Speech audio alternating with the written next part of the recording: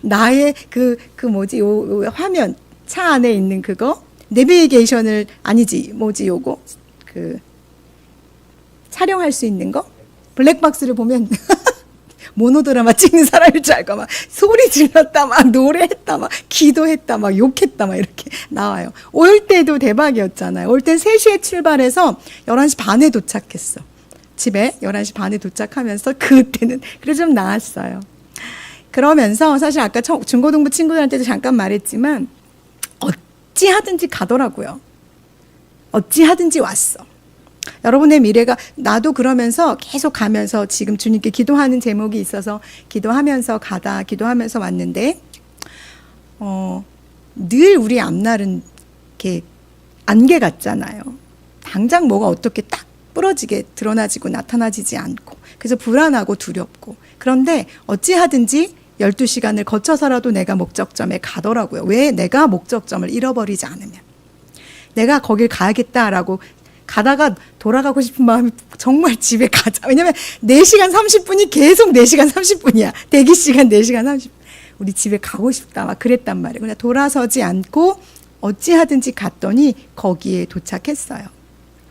여러분의 인생에 여러분이 목표하고 계획하고 또 꿈꾸는 것이 눈에 지금 잘 보이지 않아서 너무 멀리 목적점이 있는 것처럼 느껴지더라도 가게 돼요.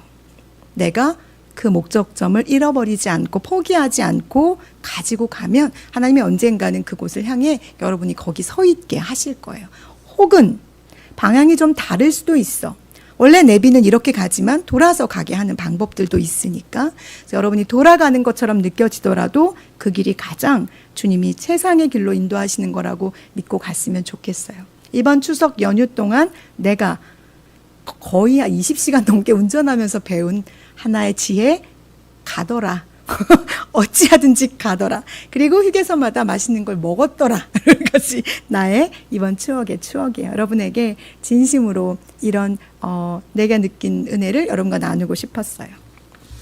오늘 11장에 등장하는 이 사람들도 어디를 향해서 갔단 말이죠. 그런데 중요한 거, 서두에 말한 것처럼 그들이 목적 삼았던 그 최종 목적지가 좀 달라요. 그리고 떠나려고 하고 가려고 한 의도가 달랐단 말이죠. 우리가 11장 하면 우리 모두 다 알죠. 11장, 창세기 11장 무슨 사건이냐 하면 바벨탑 사건.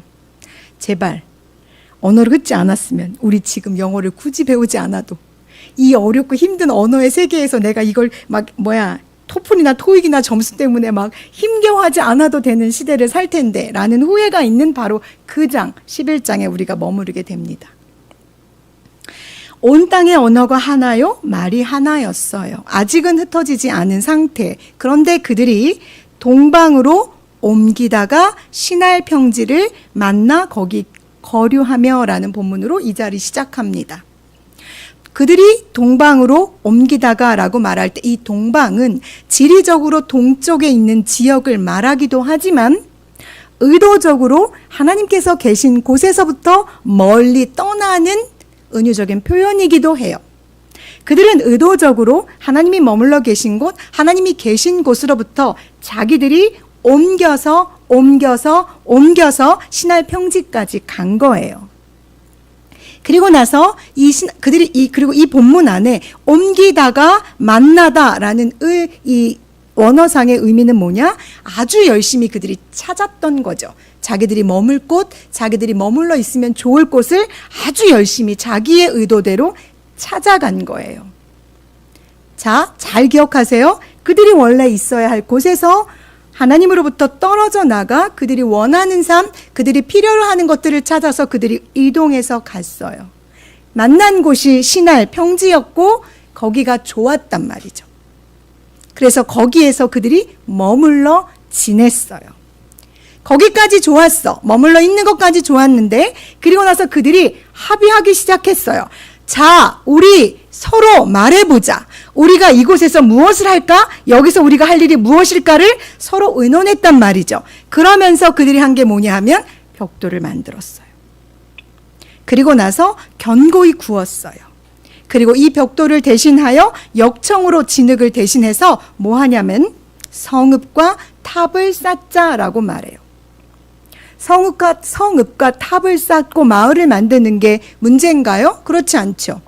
이건 하나님께서 우리에게 생육하고 번성하고 땅에 충만하라고 하신 것과 잘 맞물려 가요. 그러니 우리가 이 땅에서 우리의 건물을 만들고 우리의 것들을 쌓아가는 것이 나쁘다고 말할 수 없죠. 그래서 나는 여러분들에게 여러분이 높아지기를, 더 높은 자리에 있으려고 애를 쓰기를 바라라고, 기도하라고, 꿈꾸라고 얘기하고 있어요.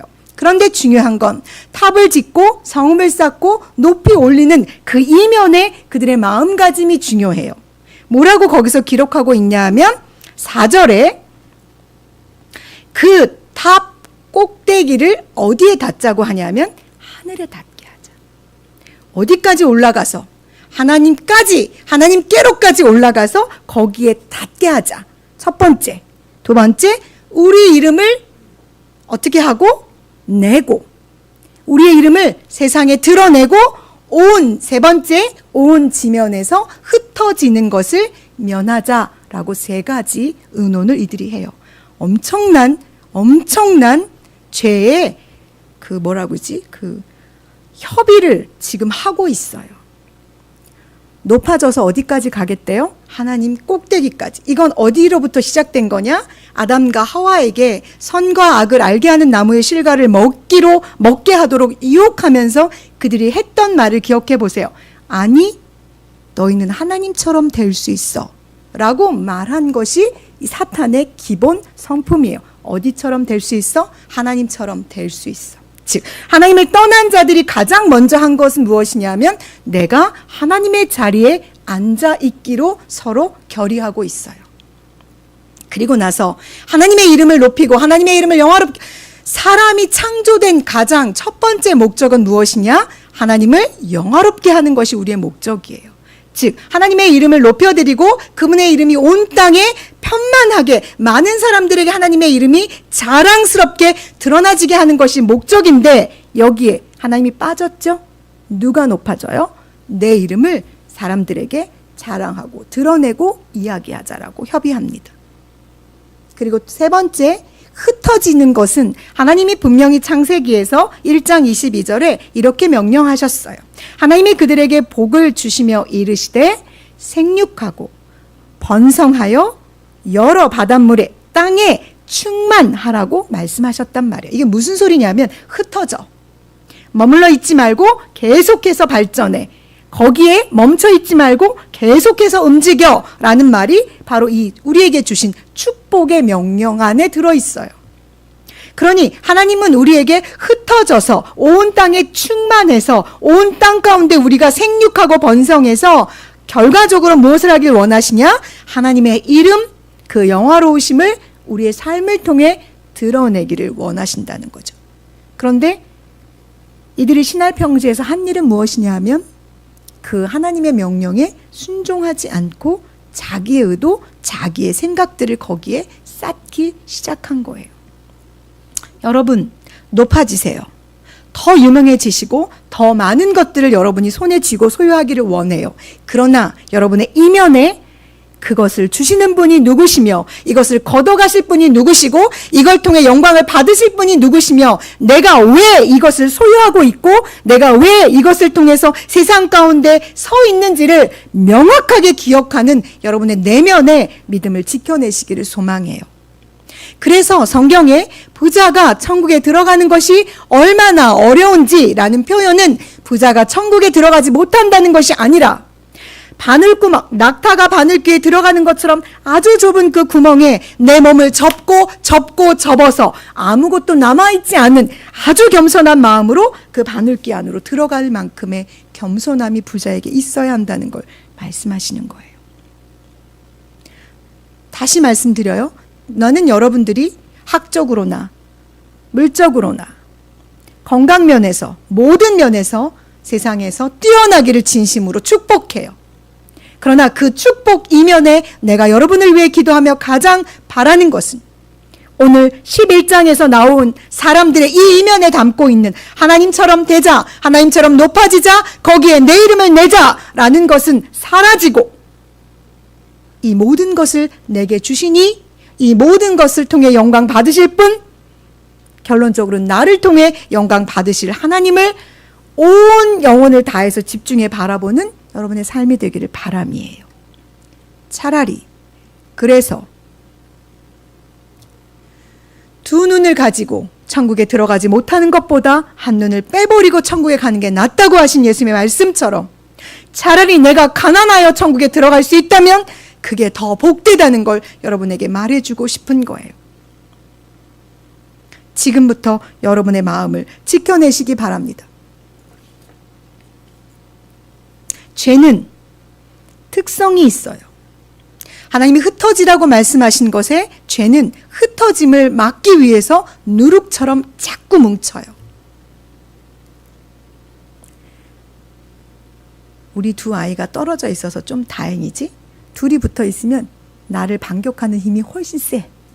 그래서 떨어져 있으면 그 반격을 내가 이겨내는데 조금 이렇게 지탱하는 힘이 있어. 둘이 반격하면 사방에서 나를 쏘아대는 것 같아. 너무 힘들어. 그러나 떨어져 있으면 1대1로 내가 상대할 수 있으니까 좀 수월해. 또 하나, 이상하지? 뭐를 쑥뚝쑥뚝 하면서 뭐를 잘못을 할 땐 어쩜 그렇게 합의가 잘 돼. 그렇잖아. 선한 일을 할 땐 둘이 한 마음이 잘 안 돼. 남매들 다 알죠? 알잖아. 형제들도 그럴걸? 합의가 잘 안 돼. 그런데 꼭 나쁜 일을 도모할 땐 어쩜 그렇게 눈빛부터가 둘이 찰떡이 되는지 알 수가 없어. 신비로워요. 죄는 이렇게 우리로 하여금 신비의 경험들을 하게. 그러니 차라리 죄를 범할 때는 떨어져 있는 게 나을 수 있어요. 그래서 오늘 제목처럼 흩어지는 것이 차라리 하나님께서 우리에게 주신 은혜일 수 있답니다.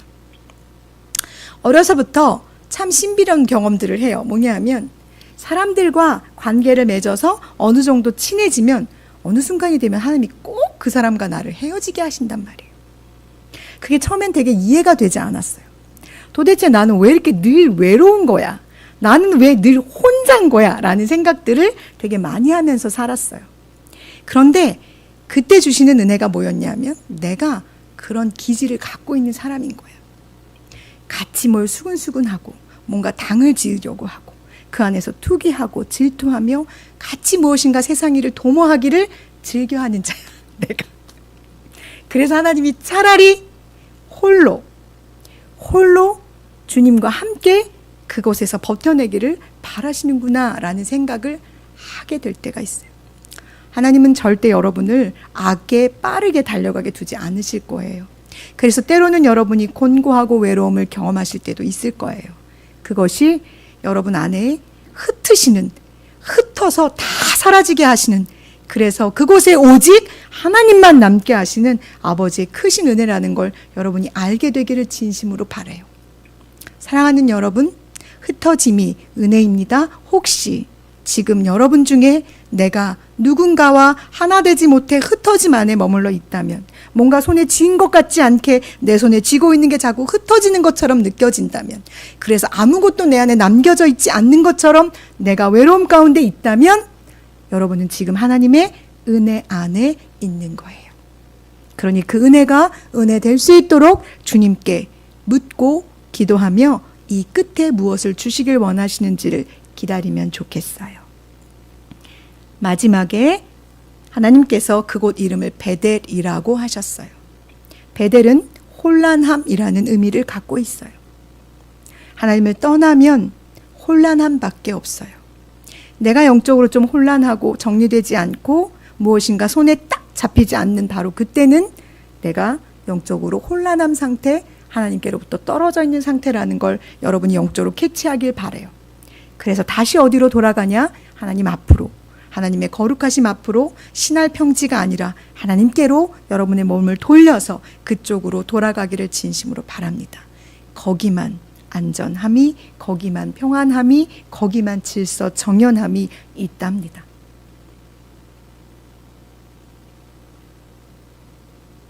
우리 집을 잘 정리하면, 내가 영적으로 충만해져서 우리 집이 깨끗이 정리되면 여러분을 초대할게요. 지금은 너무 산만해. 내가 지금 영적으로 산만하다는 소리 같아. 사랑하는 여러분, 이번 한 주도 주님 안에서, 주의 거룩한 은혜 안에서, 바벨이 아닌 하나님 안에서 안전함을 누리게 되기를 진심으로 축복합니다.